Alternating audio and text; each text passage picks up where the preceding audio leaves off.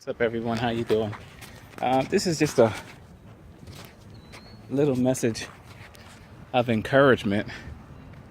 It's something that I experienced just yesterday. As you most know, that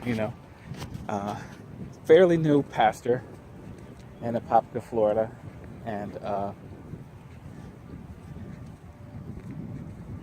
we've started, what year is it? 16, so it'll be 2 years in February that we've had service, and we've had people come, but just not on a consistent basis. I mean, some people, thank God for the Velasquez family. They've been supporting me since the beginning, and I definitely appreciate them. But just getting the word out, I really didn't think it was that difficult. So we've been having Bible study group at the house, and about to start a youth issue called We Got Next, youth program called We Got Next, just giving the youth an open forum to talk about the issues that they're going through. And anyway, so it doesn't seem like it's been successful, all three, so I'll say that. And yesterday was our Wednesday night connection, was what we call it. And so about 6:50, I think, I just went to the park, and I was taking in the sunset over Lake Apopka and taking a couple pictures, beautiful sunset and everything. And I was had a conversation with the Lord, and I was just telling God that, it's not pastoring that I have an issue with. I said, I feel ineffective because it feels like that no one was coming, and as much as I do and invite and put the word out, it just seems like it just wasn't working or anything like that. So I was pretty much feeling ineffective. That's the word. Meaning, like, I don't see any results. So I was at the park talking to the Lord and, about my issues. And I left on my way home. Got home, ate dinner. Lovely wife cooked a great dinner. Anyway, so later that night, there's a friend of mine in Delaware. His son has got into trouble, and he's behind bars. And once I found out that he was behind bars, I wrote him a letter, and he wrote me back.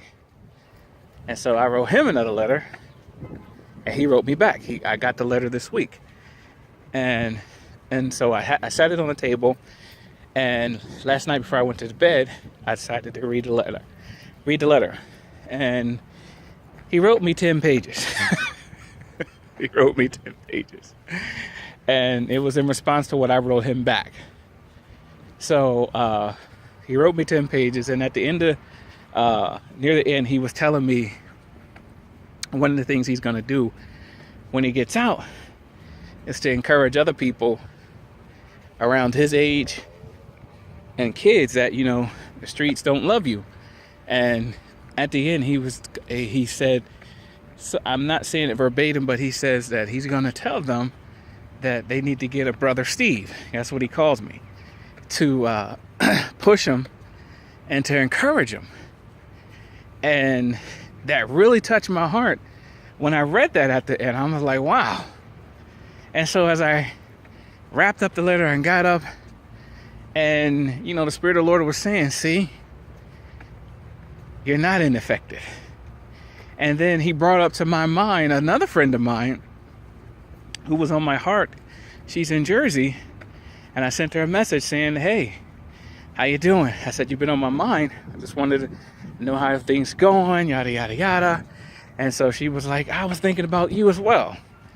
And so I asked her some things that she's been dealing with. And I told her, I said, you know, I only push you because I saw greatness in you when I first met you. That's why I push you so hard. And she told me that someone similar just said that to her. And she told me that she had, for her class, her course in college, that she had to write an essay on people that have been impactful to their life, her life. And she said came down to 3 people. And these 2 people, I think, are pretty much way better than me. Been pastoring for a long time. And she says, I chose you. And I was like, really? Why? And she said, because you've always been there. You've always listened. You always encouraged me. You always pushed me. And even when I messed up, you still encouraged me. And I was like, wow. Another friend inboxed me on Facebook and told me about a dream that they had. And the Lord gave me the interpretation of that dream. And she said, I missed the conversations that we used to have because her and I used to work together. Comcast, Delaware. Anyway, and she said, I missed our conversations that we used to have. And she was like, because you always encouraged me. You always pushed me. You always said a kind word and this, that, and the other. And so the Lord brought all 3 of these to my remembrance after I read Kevin's letter. That's the guy who I wrote. And that, you know, sometimes, and it's to any new pastor just like me, you're going to fall. In the NBA, they call it the rookie wall. Or you're going to feel inadequate or ineffective, or you're going to feel like it's just not working here for you. Sometimes you might feel like a failure, like I did. But faith, our name of our church is FaithWorks. Sometimes we look for the visible. We look for what we can see. I'm looking for people to come through the door at Apopka Elementary every Sunday at 10:15. Nice plug, right? But I wasn't seeing that. I was looking for people to come to the home on Wednesday Night Connection. And that wasn't happening. But I wasn't realizing that even though I wasn't seeing, at the same time, I was still being effective. And God showed me that. And so my encouragement to any young pastor out there that, you know what? Keep plowing. Keep going. Keep pushing. Keep striving. Guess what? It's gonna come.